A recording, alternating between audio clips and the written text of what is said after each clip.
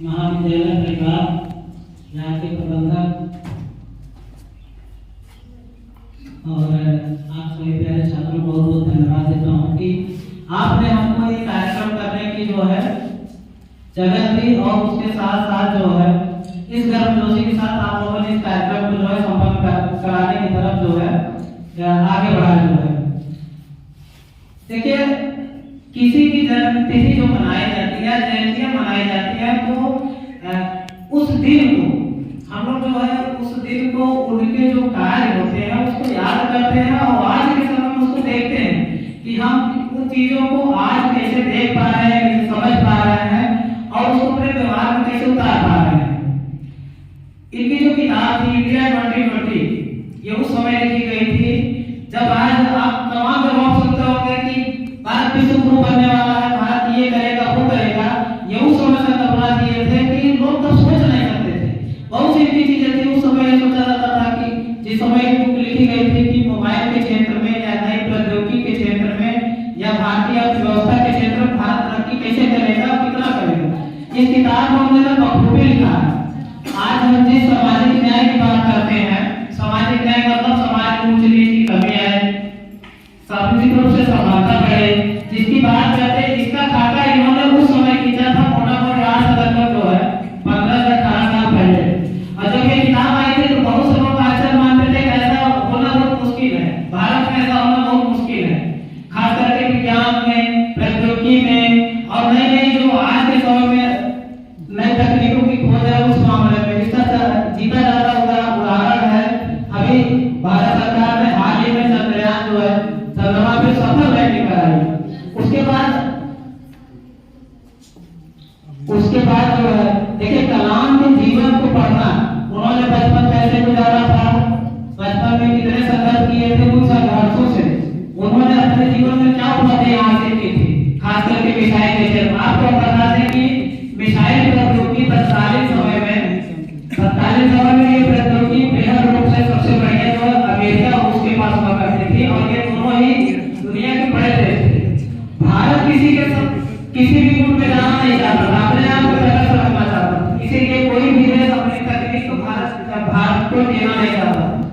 तो इनकी उपलब्धि केवल वो मिसाइल को बनाना नहीं था, इनकी उपलब्धि ये थी कि उसकी जो खोज थी, उसकी जो क्षमता थी, उसको कैसे कराया जाए, इन्होंने खुद से मेहनत करके किया। आज के समय में आप अक्सर देखते होंगे कि छोटा सा देश इजराइल है, उसे हर देश समझौता कर रहा है कि सिंचाई की तकनीक लिया जाए और रक्षा उपकरणों में लिया जाए, ये कंप्यूटर के क्षेत्र में लिया जाए। लेकिन उनको इन्होंने इनकी जो सबसे बड़ी उपलब्धि ये थी कि इन्होंने जो किताबों में पढ़ा उसको खुद से प्रैक्टिकल में अपने जीवन में उतारा और कब जाके बनाई थी, ये सबसे बड़ी उपलब्धि थी। क्योंकि साइंस में सबसे बड़ी समस्या आती है लैब की, प्रैक्टिकल की, अत्याधुनिक मशीनों की। आप देखते होंगे कि नोबेल में जो पुरस्कार मिलते हैं, खास करके जो विज्ञान के क्षेत्र में पुरस्कार मिलते हैं, वो सब के सब विकसित देशों को क्यों मिलते हैं? क्योंकि वहां नए नए जो मशीनें होती है जिनमें शोध किया जाता है, वह सारे उपलब्ध हो जाते हैं। अब जैसे सीवी रमन साहब को यहाँ भौतिकी का जो नोबेल पुरस्कार मिला था, गणित में नोबेल पुरस्कार, भौतिकी में नोबेल पुरस्कार मिला था, लेकिन विज्ञान के क्षेत्र में जैसे केमिस्ट्री हो रहा है, विज्ञान होगा, साइंस में ये चिकित्सा के क्षेत्र में होगा। इसमें क्या होता है कि भारत में आधारभूत संसाधन ही नहीं। उस दौरान उन्होंने एक संकल्पना जो इंडिया 2020 था उसको लिखा था, उसमें इन्होंने दिया था कि किसी भी देश को अगर विकसित बनाना है तो उसके लिए 5-6 चीजें बड़ी जरूरी हैं। जैसे कि हमारे जो मानव जीवन की सबसे पहली आवश्यकता क्या है? खाना।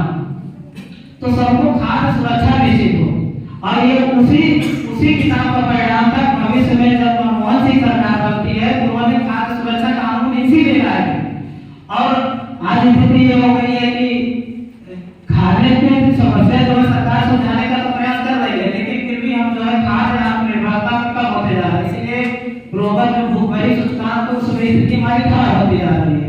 उसी तरीके से मैंने शिक्षा और स्वास्थ्य की बात की थी, सूचना और संचार प्रौद्योगिकी हुआ, नई नई जो तकनीकी होती हैं, जो खोजें होती हैं किसी भी देश में नई अभी हाल में आपने देखा होगा कि इलेक्ट्रिक कारों के क्षेत्र में या मोबाइल के क्षेत्र में चीन बहुत तेजी से आगे बढ़ रहा है और पूरी दुनिया में बढ़ा रहा है। ये एक दिन का काम नहीं है, चीन ने इस पे कम से कम 20-25 सालों तक काम किया है। वही चीज जब उन्होंने वो किताब लिखी थी, उनका ये संकल्पना था कि हम अगर भारत को विकसित राष्ट्र के दर्जे पर लाना चाहते हैं तो मुझे भी आधारभूत संसाधनों को बढ़ाना होगा। जैसे बिजली की सुविधा हो, सड़क की सुविधा हो, शिक्षा की सुविधा हो, स्कूल कॉलेज अच्छे बने। स्कूल कॉलेज अच्छे बनने के साथ साथ वहाँ पे अच्छे टीचर भी लगते जाए और जो लैब हो, अगर हम विज्ञान की ही बात करें तो विज्ञान में आप कितना पढ़, इंजीनियरिंग के क्षेत्र में सबसे ज्यादा बच्चे जो है दो देश से निकल रहे हैं, एक तो भारत और दूसरा चीन। दोनों की आबादी भी बहुत ज्यादा है, लेकिन वैश्विक लेवल पे भारतीय इंजीनियरों की डिमांड सबसे कम है। उसका सबसे बड़ा कारण क्या है कि इंजीनियरिंग की पढ़ाई संस्थानों में होती तो है, लेकिन लैब की कमी या लैब में सुविधा न होने के कारण प्रैक्टिकल रूप से जो है सबसे खराब व्यवस्था है। इसीलिए आप देखते होंगे लोग बीटेक करके एमटेक करके 5,000, 8,000, 10,000 रुपए में नौकरी करने के लिए मजबूर है, क्योंकि कंपनियां जानती है कि इनके पास डिग्री तो है लेकिन कोई स्किल नहीं है जिसके द्वारा ये सीख सकते। इसीलिए उन्होंने उस समय कहा था कि जो हमारा बुनियादी ढांचे में शैक्षिक व्यवस्था भी आती है, शिक्षा की गुणवत्ता भी आती है। अगर आप गुणवत्तापूर्ण शिक्षा देना चाहते हैं तो शिक्षा के साथ साथ उसकी जो प्रैक्टिकल लैब में होते हैं उसकी भी आपको व्यवस्था करनी पड़ेगी। होता क्या है, कागजी रूप से हम लोग डिग्रियां तो ले लेते हैं, लेकिन जब हमको उसका व्यवहारिक नॉलेज नहीं रहेगा तो किस आधार पर आप दुनिया से लड़ेंगे। दूसरी चीज, आप किसी भी महापुरुष की जयंती मनाइए, किसी की भी करिए, उनको याद करिए, लेकिन साथ साथ समाज में जो हो रहा है उसको भी देखिए। बोलिए कम, देखिए और सुनिए, और बोलिए तब जब आप उससे पूरी तैयारी करके आए, और ताकि आप बोले तो लोग सुनने के लिए मजबूर हो। क्योंकि आज भी एक तरफ दुनिया 21वीं शताब्दी में जा रही है, लोग कहते हैं कि हम 21वीं शताब्दी में जा रहे हैं, अब जो है जाति धर्म संप्रदाय मूल से हमको ऊपर उठना है।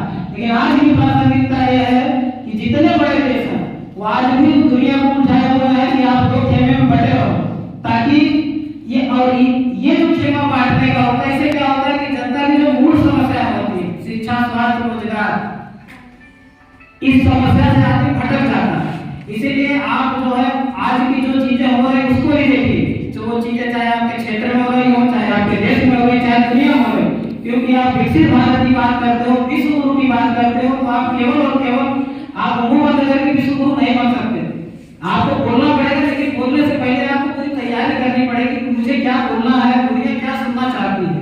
दुनिया में कहीं भी, वो चाहे आपके गांव क्षेत्र में हो, आपके शहर में हो, आपके देश में हो, या वैश्विक लेवल पे कहीं हो, आपको हमेशा सच के साथ ही खड़े होना है और बोलना है। और इन्हीं सब बातों के साथ जो है मैं अपनी बात को विराम देता हूँ, और इसी तरह जी का और आप सभी लोगों का मैं बहुत बहुत आभार व्यक्त करता हूँ। और एक चीज मैं कर रहा हूँ, सब कुछ ठीक ठाक रहा तो ये हमारी तरफ से हमारी संस्था